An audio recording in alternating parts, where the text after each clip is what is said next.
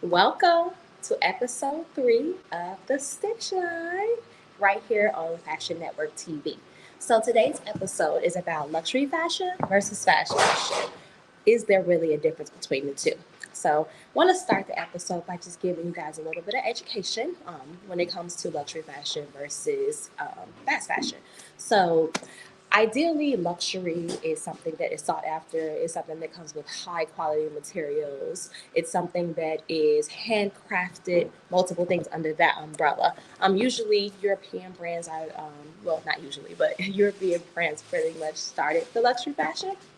And of course, a lot of that trickled into American brands and German brands, Asian brands. And what we'll see in the difference between the clothing is mostly within the fabrication, the construction, and within the branding. So right now I have a lot of different clothes behind me, and I'm going to be pulling a lot of those things into the camera and showing you guys different details when it comes to all the different things that can make luxury fashion different from fast fashion, all the way down to the seam finishes. And is there truly a difference between the two? So if you take a look at, and I think the best place to go, honestly, is to museums and check out very old exhibits of clothing and apparel and stuff like that. And then you'll find the differences between a lot of stuff. You'll see that there is a very much difference in the materials versus the construction for luxury goods versus those versus fast fashion goods. But you'll also notice there has been a complete shift over time. Now, in the early, let's say 1940s, 50s, and stuff like that, when a lot of these brands came out and really started to get popular, they were luxury brands. But then they shifted. I want to say 1980s, 1990s, a lot of them needed bailout plans in order to save their companies, and they actually sold a lot of their companies, which also made them lose the controlling vote. Now, when you use a controlling vote and you have a conglomerate or a hedge fund that comes in and helps you, they have the controlling vote. And that means to cheapen the quality of the product, but to enhance the retail price point so that they can come out of that. So that's what happened with a lot of these luxury brands. A lot of them are still luxury brands, but the quality of the work has changed tremendously. So let's take a couple looks at a couple different garments. Then I'm going to pull into the camera and look at some different seam finishes. So I think it'll be good to kind of start in the world of swimwear. So first piece I have here. All right. So this is a swimwear piece from a brand that's based in Miami. Now, when it comes to the fabrications here, these fabrications are going to be stretch spandex, which is pretty much, used in like swimwear, which is also used in like activewear as well. And you'll look at the inside here, and that's where the construction is. Like I told you guys in the last episode, where you look for construction is always on the inside and how it's actually finished. So take a look at this. It has elastic inside of the leg openings. It has a completely clean finish all the way around because the entire suit was doubled up.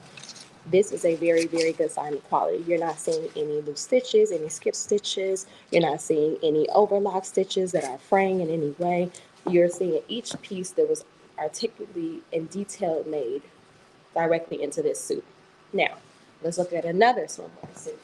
So let's take a look at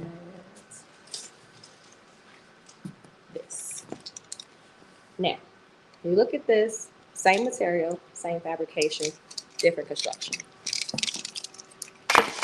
So if you look inside of this piece here,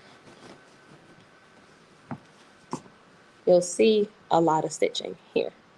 All the way around, you'll see that there are loose threads within this.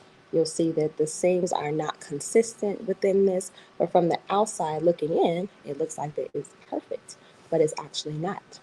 And that's really one of the big differences. You can use the same fabrications for these, but the construction and how it's put together makes a big difference. So if I pull this a couple times, it's probably going to pop. And that's pretty normal with the type of finishes that was used. I do recommend you guys getting this book called Fabrics A to Z. They have it in Move, they have it in Amazon. If you click the link in our Instagram bio, we also have an Amazon essentials list where we have a lot of books that we recommend for designers to take a look at just to help them enhance their skill set. And A to Fabrics A to Z is one of them. And it'll teach you all the different fabrications and what type of seam finishes are best, what type of roller foots are best, what type of silhouettes are best, and it's a really good resource for you guys to use. But this Right here is an absolute no-no. Fabrics A to Z. All right, so let's take a look at two different things here. So one thing being all over print.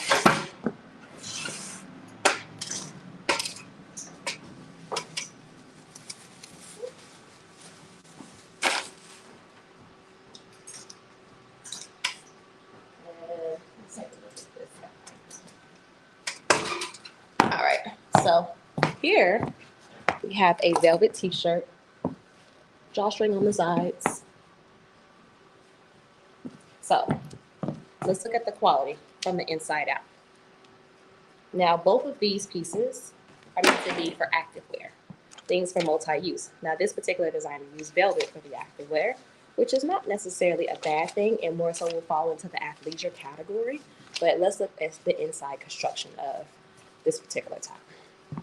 So if you see here, the seams were stitched and overlocked, and then everything around it is stitched and overlocked. So this is a sign of contemporary quality because the seams are actually sewn and not just overlocked. And I believe I kind of mentioned those last week in the episode about how everything should actually be sewn. And actually sewing garments makes a complete difference. So this one is actually sewn all the way around, and then it's overlocked and flat locked, and even the bottom is finished with a blind stitch machine, which is really nice because velvet frays really, really bad. So this is definitely a good one here. Now let's take a look on the reverse side at this one. So, and also the difference with quality as well is where it was manufactured. The first piece I showed you guys was made in the USA. The second piece I showed you guys was made in China. This piece here was also made in the USA, the one I just showed you. And then now this piece here is actually made in China. So turn it around, inside, let's take a look. So inside, what do we have here? We have flat lock seams, which is what you're supposed to do in activewear because you want it to be able to stretch to its ability. However, if you look at the print technique that was done on this one, if you stretch it out too much, this is a sublimation print, it completely changes the look of it. So you can have on this top and this bottom because it is a set, and they can look completely different because the fabric is completely stretched out. So this actually was not the best printing technique for this particular design. Honestly, digital printing probably would have been the best, but instead they used sublimation. So if I get real close and I stretch this out, you see how the color there starts to change?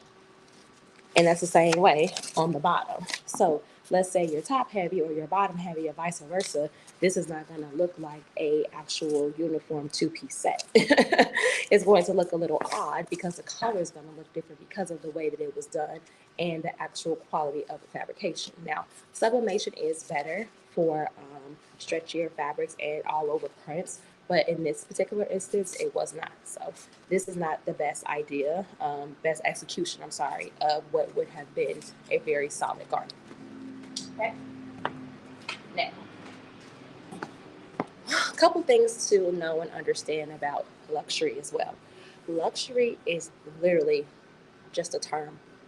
It's just a term that we identify with, that we use to elevate with. The term is used to elevate anything. I want affordable luxury. I want luxury on a budget. I want a luxury experience. It's a word that is commonly used because it's something that we sought after. So what may be luxury to you may not be luxury to somebody else. So it is often defined in many different ways and honestly overused in a lot of ways where we don't even know. Now, we know fast fashion, hands down. We know what it looks like. We know where to get it from. We know what brands has it. We know what retailers specialize in it. But luxury is a little bit different. So I'm going to go even deeper into that word luxury right after our commercial break. Be right back.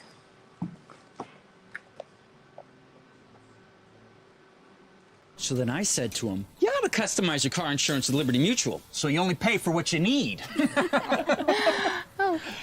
Dad, can we talk about something other than work? It's the weekend. Yeah. Mm-hmm. Yeah. Weekend. Weekends are a lot like insurance. Yeah. Yep. Hot dog or chicken?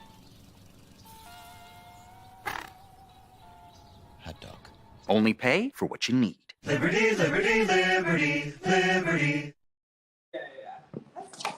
And we're back. All right, so let's talk a little bit about luxury. Now, if I was to, let's go here. We'll see a lot of luxury in what they call nowadays vegan leather and or what they call faux leather. And they can be of luxury depending on how they're executed and how they're constructed. But ideally, real leather is the most luxurious. All right, so let's take a look at this piece and this piece. Both leather, both crafted on the hanger. Pretty nice, right? Looks really nice. Now, this coat, luxury coat, this was made in the 1980s, and it is amazingly constructed. The leather is unmatched. Now, this one, and it also, this was made in Italy. Now, this piece here was made in Pakistan, and this piece was constructed, give or take, maybe a year ago. Now, even though they're both leather goods, they hold a very different level of quality and luxury when you look at them. So this leather jacket in the 80s would have cost you anywhere between like $500 and $600, whereas this leather vest here definitely is around the $200, $300 range, but that's also because of where it was produced. The leather is okay, but it's not the best. And the reason being is because of where it was made from. So let's take a look at this.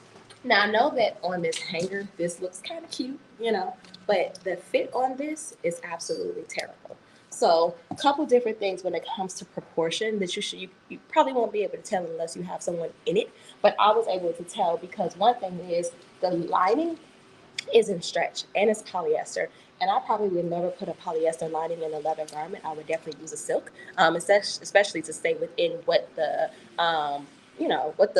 branding is for a leather garment. You definitely want to stay within that. So you can't, I ain't gonna say you can't because people do it all the time, but you don't want to have a expensive fabric necessarily mixed with a cheap fabric because then it changes the longevity of the garment because one part of it has a good quality, but then another part of it doesn't have good quality. So I would say with this one, this is a good design, and it just wasn't executed effectively. Another thing is when you create garments that are leather or whatever, it's honestly best to to make sure you're really like pressing down on the seams here. And some of them are, but some of them are not. You get a lot of pulling across the front. And anything that's double-breasted for a woman has to have a complete overlap. And even the smallest girl, this would be disproportionate on them because of the way that it actually sits. From the armhole to about here is a completely different radius. So all in all, even though this is supposed to be a luxury garment, it's actually fast fashion. It's fast fashion from the construction. It's fast fashion to the actual pieces that was used to put it together, the lining, the very cheap leather. And you can feel the difference in the weight of the leather by holding these different too. But even though this is supposed to be luxury, this would be considered fast fashion, even down to the very much so plastic buttons here. Like you definitely want to have natural brass. So I want you guys to understand the differences between these things, honestly, because if you're a better consumer, it makes you a better designer. And having a different outlook on the way apparel works and longevity and functionality as a designer will honestly make you a lot of money because you're a problem solver. And that's really what we look for in a creative space. And even as a consumer, you're looking for someone to solve a problem that you have so that you don't have to continue to work around it. And that's what designers are. We're problem solvers. So better consumer makes you a better problem solver. Now, on the flip side, this is absolutely beautiful. I'm actually going to put this one on for you guys. So the lining is 100% silk. The outside shell is lamb leather. If I can fit it. Oh yeah, I got it. Not really my size, but I can still get it on. Now, we can check the buttons. The look of the buttons, the feel of the buttons, like there's quality. And the fact that this jacket is from the 80s and the type of condition that it is in shows you the difference between construction between early 80s, 70s until the 1990s. I'm going to turn around to the back here and get a good view how it looks. Very strong, very debonair. This is something that you could pass through from generation to generation to generation. So take a look at that. Now, let's take a look at some differences between, I'm probably going to do chiffons. Now, let me flip this one out and flip this one out. Now, this is a way of making cheaper fabrications look amazingly luxurious, creating your own print techniques. So even though chiffon is considered on the cheaper side of fashion, this was a designer that was able to take a cheaper fabric and customize it and make it her own. What she did was she increased the GSM. GSM is the weight of the fabric, and she also put a digital print onto the fabric. So now this comes to ask the question again, is there really a big difference between luxury and fast fashion, or is it just who and how you put into it and what takes from it? So in this way, this was finished with French seams, which is an I for luxury. It is a customized print, and it has decreased and increased GSM. So this garment actually would be considered a luxury garment because of the construction, the exclusivity of it, even though the base fabric of it actually was a little bit on the cheaper side. So this chiffon piece, this piece would actually run for $400 or $500 and it's made in the USA, but it was using cheap fabric. So is there really a difference between fast fashion and luxury? Or are the names just blinding us to make it seem like it? So there are smaller designers all over the US who have luxury garments that we may or may not know about, because we have our staple European luxury brands and our staple American-based luxury brands that, are well known. Granted, they started a very, very long time ago. So you don't know as much about them as some of our newer designers out there, but I do encourage you guys to stay fresh on Instagram and sign up with like CFDA and Women's Wear Daily. They're constantly breaking new designers to keep an eye out for. So definitely think about that as far as apparel longevity. And there is a way to use cheaper fabrications and make them have a luxury feel just by customizing them and making them into your own. Okay. Now, this particular piece, same designer, she used it as a reference piece. So this piece definitely was made in China, and you can see that it is also an all-over print as well. But the construction and where it was made, and even the trends were used, shows that it's lack of good quality. So we'll use it as a reference piece to make something from it. But as far as us actually creating something that looks like this is not of good quality because of the way it was constructed and even the thinness of the fabric. So the GSM honestly should have been increased quite a bit for this one, but that didn't happen because it's staying in a certain price point bracket, which is a wholesale bracket, and there's absolutely nothing wrong with that. Okay.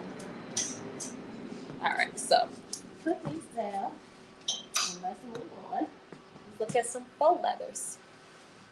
Now, there's a lot around faux leather and how it's made, and is it good for the environment, and can it be considered luxury? I just showed you guys a lot of real leather garments, so now I'm going to switch over. Now, this is a faux leather garment. Looks pretty good on the hanger. Here's a nice little faux leather pair of pants. The thing about faux leather is that it rips. And it just depends on where you're getting it from and who your supplier is as far as it goes. But the more it's stretched, it tends to run and it tends to pull. So it also needs to be constructed in a certain way in order for it to be considered luxury leather versus fast fashion leather. So the thicker the weight gets, and you'll see thicker weights a lot of times in faux leather handbags, PVC handbags, but in apparel, it's really hard to execute it. I can say it's really hard to execute it. It's challenging sometimes to execute it. So I'm going to go a little deep diver into faux leather right after our commercial break. See you in a second.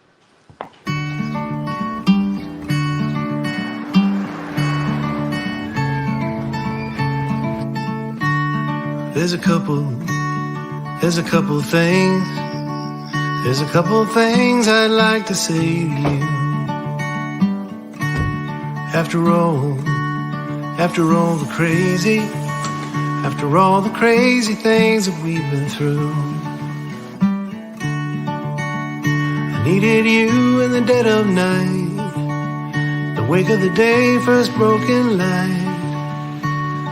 And blind I'd fall, I'd follow you. I never realized how much I needed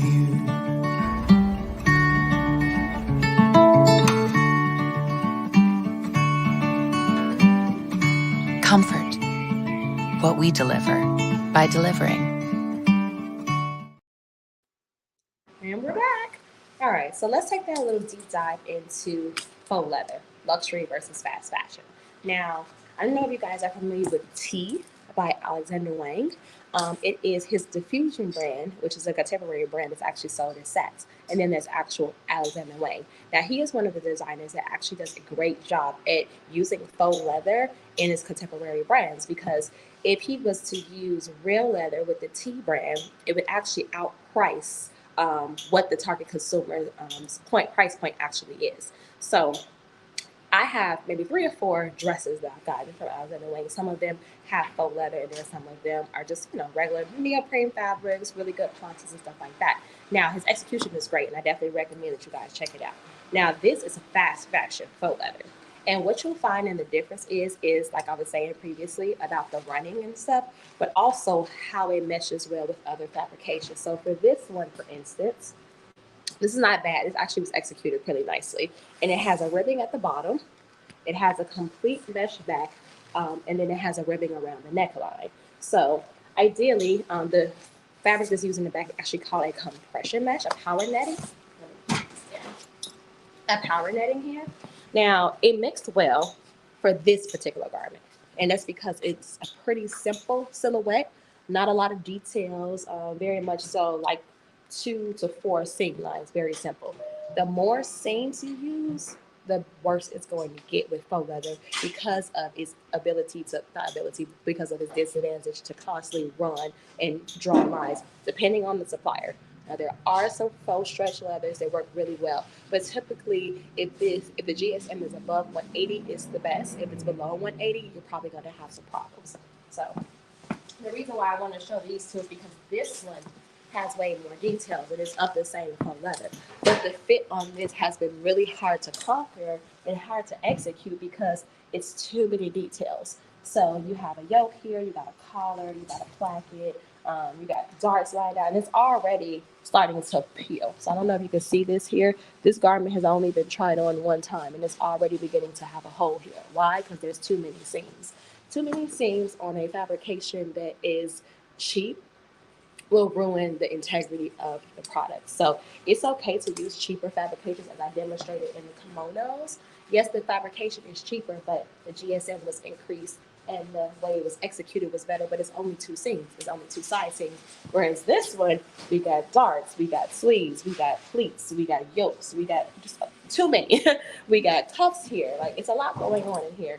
And then on the inside, the execution, you'll see that a lot of the seams are not even finished at all.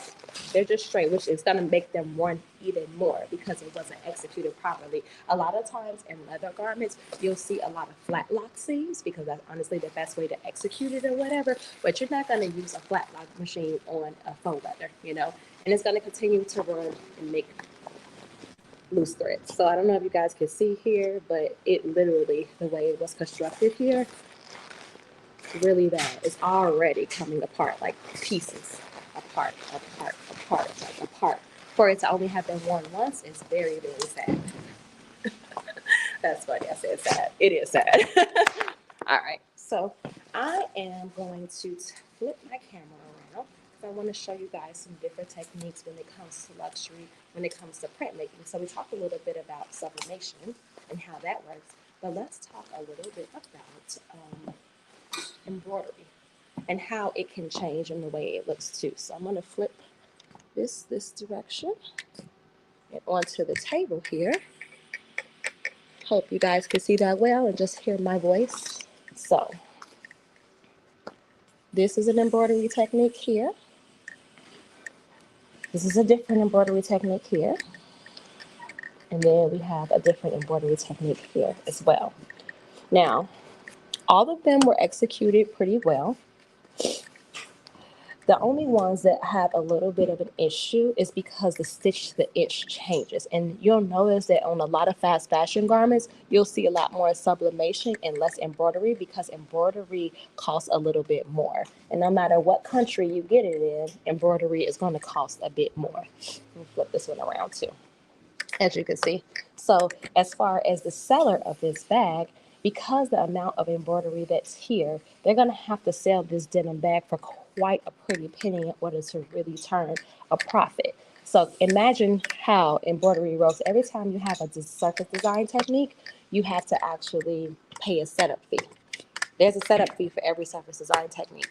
Now, if your design calls for 4 or 5 or 6 different surface design techniques, not only are you paying for the cut and sew of the garment, but you're also paying for those surface design techniques to go on each piece. So if you're spending, let's say, $200-300 in surface design techniques, is going to make the product go up quite a bit. Now, you'll see embroidery a lot more in luxury garments because they've already accounted for that.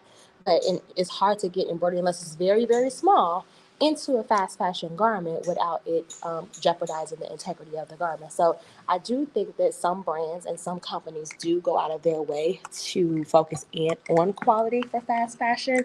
I do have quite a few clients here at LC Apparel Consultant that do produce overseas, but they take pride in actually making sure that the garments that they are producing overseas and the fabrication that they are using stays within their target consumer. So there's quite a few boutiques that we work with here, and what they do is instead of them taking the factory goods the way they're shipped to them, they go through that product development process of making sure that the fabric works really good and also making sure that the fit works really good. So we'll go through 4 or 5 rounds of samples before we actually get it right. So the key to working with overseas manufacturers without jeopardizing quality is doing the fittings honestly domestically. And even if you could make your patterns domestically, get your samples done domestically, and then send things overseas and they have a standard to follow, it does make working with overseas manufacturers a little bit more seamless. So product development, domestically, hands-on, that way fit is perfect, fabrications are perfect, and then take that,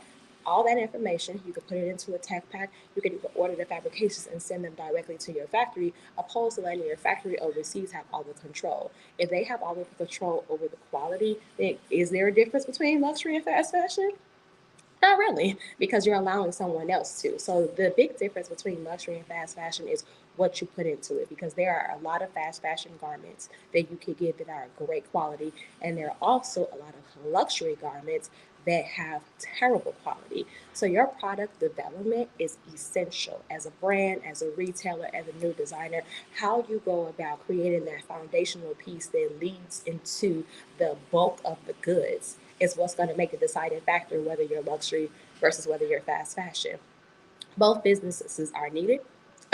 Both businesses and both industries on the different spectrum are things that we'll continue to see because of consumer behaviors. Not everyone has an expendable budget where they can spend on luxury, and fast fashion is definitely for that consumer that doesn't have that budget to do so. So we need both industries, but the way we attack them is going to be our prime focus. Okay, so thank you guys so much for tuning in today. I recommend a couple different readings: How Luxury Lost Its Luster by Dana Thomas, Overdressed by Elizabeth Klein. And then I also take a look at The Plan, The Product, The Process by Lisa Newell Hawkins. It has a very detailed breakdown of the industry and even like that product development process that often gets confused because a lot of designers feel like they have to go straight into manufacturing. Focus on developing the best product. Also focus on being a good consumer, because as a good consumer, you solve problems, you make yourself a better designer. Peace out. What is it? This girl I just matched with, she likes The Office. I also like The Office. Go to her. She likes The Office. I'd known Monica for a whole 6 seconds. She was gonna switch to me. I object. Oh, did I mention she was getting married?